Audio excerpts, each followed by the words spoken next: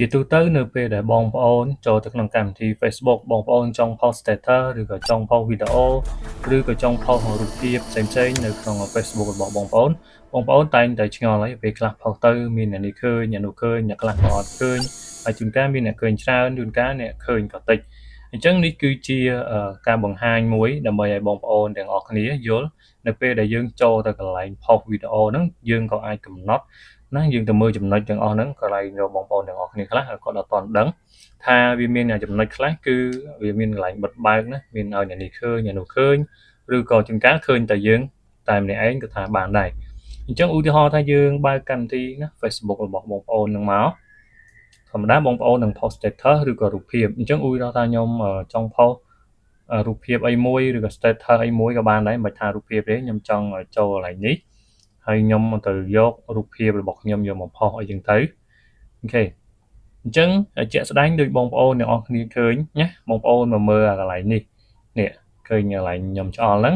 ឃើញគេដាក់ friend អញ្ចឹងយើងប៉ះទៅលើនឹងមួយសិនមកណាយើងប៉ះទៅលើនឹងមួយសិនមកអូខេអញ្ចឹងខ្ញុំនឹងបង្ហាញអ្នកនរគ្នាឲ្យយល់ត្រង់ចំណុចនេះណាគេដាក់ថា post audience ណាហើយ who can see your post អញ្ចឹងគេថាតើអ្នកណាខ្លះអាចនឹងឃើញ post របស់យើងអញ្ចឹងអានេះគឺវាជាប់នៅកន្លែង friend នេះគឺបានន័យថាគេដាក់ highlight ខាងក្រោម your friend on Facebook បានន័យថាគឺមានតែ friend ដែលជា friend Facebook មួយយើងទេនឹងអាចឃើញណាឃើញអ្វីដែលយើងបាន post ក្រៅពីហ្នឹងអត់មានអ្នកណាឃើញទេណាគឺមានតែ friend យើងហើយនឹងយើងខ្លួនឯងផ្ទាល់ឡើងហើយអ្នកឃើញអញ្ចឹងយើងក៏លេចមកមើលអាទី1រូបផែនដីនេះ public នេះបានន័យថាគឺ anyone គេដាក់ highlight ខាងក្រោមនេះ anyone on of Facebook អញ្ចឹងគ្រប់គ្នាដែលប្រើ Facebook ណាបានថាគ្រប់អ្នកដែលលេង Facebook គឺគេនឹងឃើញទាំងអស់បានន័យថានៅសកលលោកហ្នឹងនៅប្រទេសណាគេឃើញយើងនេះឲ្យតែយើងមាន friend ទៅដល់ហ្នឹងណាអូខេអញ្ចឹងបើបងប្អូនចង់ឲ្យគេឃើញទាំងអស់បងប្អូនយក public ខាងលើនេះឃើញគេដាក់រូបសញ្ញាផែនដីហ្នឹងឯងអញ្ចឹងគឺឲ្យតែអ្នកលេង Facebook គេឃើញទាំងអស់អញ្ចឹងអាទី2ខ្ញុំបញ្យល់ហើយគឺមានតែ friend យើងហើយនឹងយើងទេដែលឃើញហើយបន្តមកទៀតយើងមើលដល់ទី3នេះមកហើយយើងចុច see more នេះមកដើម្បីមើលបន្ថែមទៀតណាអញ្ចឹងมันវាឃើញទាំងអស់ដោយសារខ្ញុំដាក់ bridge អក្សរឲ្យធំអញ្ចឹងវាឃើញអញ្ចឹងយើងមើលទី3នេះបានន័យថា friend accept ណាអញ្ចឹងឃើញគេដាក់ don't show to some friend អញ្ចឹងកន្លែងនេះបើសិនជាយើងចុចកន្លែងហ្នឹងបានន័យថាយើងអានេះគឺបិទណាបិទមិនឲ្យ friend មួយចំនួនដែលជា friend Facebook មួយយើងហ្នឹងឃើញណាអញ្ចឹងពេលដែលយើងចុចនេះទៅបងប្អូនមាន friend គេគឺកន្លែងណា friend ណាឈ្មោះ friend ឬឈ្មោះនរណាម្នាក់និយាយ friend ក៏បងអត់ដឹងបងប្អូនទាំងអស់គ្នាអត់ដឹងយើងចុចទៅយើងនឹងឃើញ friend Facebook យើងហ្នឹងអញ្ចឹងបើយើងចង់បិទមិនឲ្យនរណាឃើញគឺយើងកន្លែងហ្នឹងឯងយើង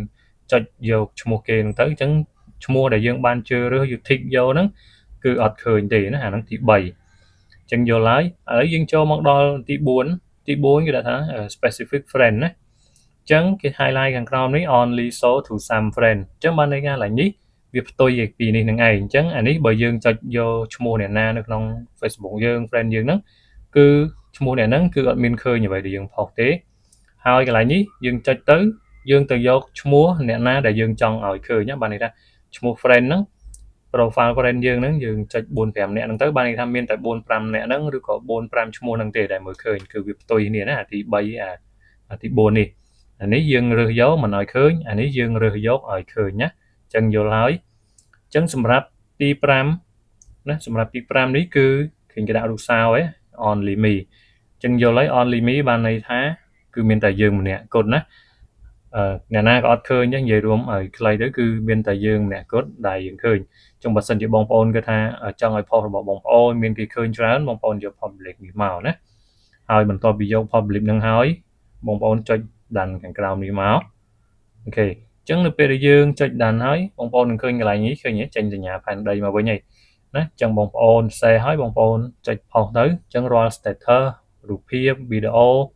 ដែលយើងបាន post ហ្នឹងគឺវានឹងបើកទូលំទូលាយណាឲ្យតែអ្នកលេង Facebook គឺគេនឹងឃើញអ្វីដែលយើងបាន post ទាំងអស់ណាមិនថាជា status វីដេអូឬក៏អ្វីក៏ដោយ